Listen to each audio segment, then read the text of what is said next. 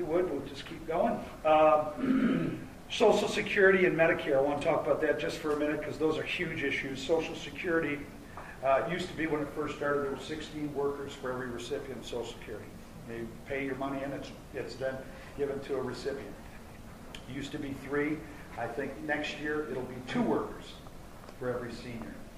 Here again, this is a program, as important as it is, cannot be sustained in its current form.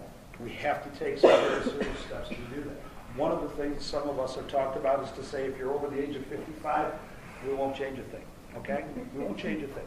But if you're under the age of 55, we should be given some options. Sure, you can continue in the existing program, or you can find a way to take that money and invest it in a basket of options that you choose, not unlike those of us who worked in the federal government, choose from Fund A, B, or C, depending on your risk tolerance, put that money there so that we can make this system sound and ensure that there is going to be, because if we continue along the same boat, I assure you this is the Titanic looking at the iceberg, and we're right on our way. Medicare spending, here again, I mean, Medicare spending is out of control. If we increase it no more than the rate of projected economic growth, we're going to be saving a considerable amount of money. We have to spend some money to keep that program going, but what did we hear about Medicare under the health care bill? We were told that Medicare was going to be cut by $500 billion to fund the Obamacare. And it was going to come out of waste, fraud, and abuse. So, okay, if there's $500 billion of waste, fraud, and abuse in Medicare today, then why don't we cut it out for its own sake? Why do we need the Obamacare bill to get rid of that much waste, fraud, and abuse? Let's just tackle that problem first. I don't believe that's the case. I don't think there's any question that Medicare is a program that is going to be a distant memory unless something has changed, because unfortunately you're going to find healthcare providers who are not going to want new Medicare patients under the current system, and there's going to be very little to encourage them to do that. Medicaid is the same way. Medicaid, we're now going to see a $100 million imposition on the state of Michigan under this bill.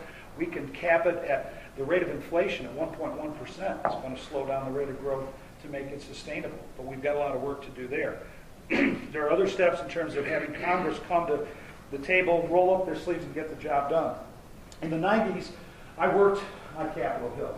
I worked for Congressman Joe Nollenberg as his chief of staff, and I worked as the senior staff member on the House Appropriations Committee.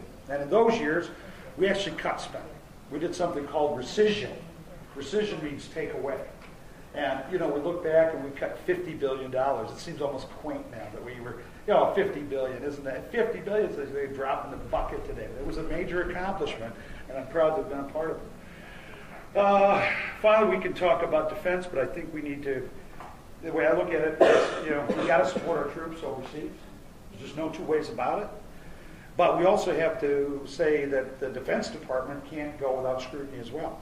I mean, I'm a hawk. But like I say, I'm a cheap hawk. There's no reason to throw money at these issues because we can't afford to do that either. If you would, Ryan.